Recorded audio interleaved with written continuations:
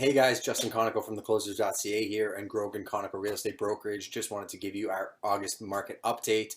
So the month of July, 934 homes sold, which was actually 4.7% down from the previous year, but the previous year had actually been the best July that we had since 2007. So don't let those numbers skew you too much.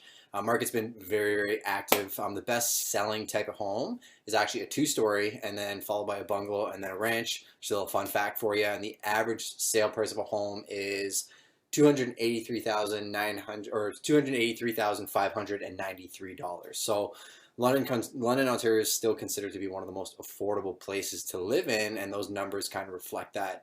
Another thing we just wanted to bring up is a small little legal brief pertaining to investment property. We read an article recently about how a lot of people trying to document occupancy in investment properties, thinking that if they send their address or their driver's license to a certain address that they can get away with that as far as a capital gains tax exemption when it comes time to sell the property.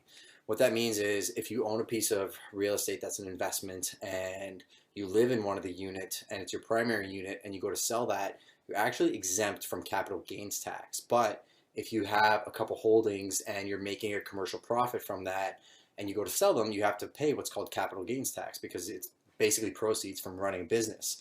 Going back to what I was saying about document occupancy is some people try and play with the system and basically just send mail there and say, oh, you know what, I'm living in the upper unit so that when I go to sell it, I can get away with not paying the capital gains tax. But a fact that I need you guys to be aware of is 2 years ago, the CRA actually cracked down on that. They did 600 audits of people and actually over, I think almost half of those were actually convicted, and the fine for doing that is actually double the capital gains tax. So something to be aware of if you're in the invested market and you're looking at different ways to structure your company or maybe get some tax exemptions.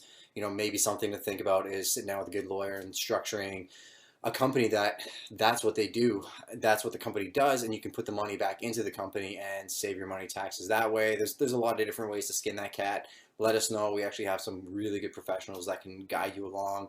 As far as that's concerned, we could sell you guys the property and then we could set you up with the right people to make sure that you're getting all the exemptions you should get and paying, the proper amount of tax versus not overpaying your taxes as well. So if you guys have any questions, we're always here, 519-860-6547 or info@theclosers.ca. Take care.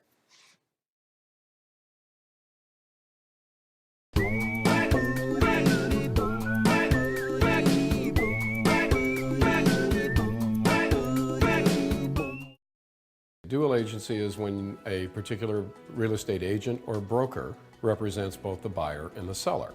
For instance, Keller Williams is a brokerage, and there is a broker of record whose license is registered as the broker for that office. If somebody from that office has a buyer and somebody else from that office has the seller, that's dual agency. If I represent a buyer and a seller on my own property and I represent both parties, that's also dual agency. In terms of establishing whether or not a transaction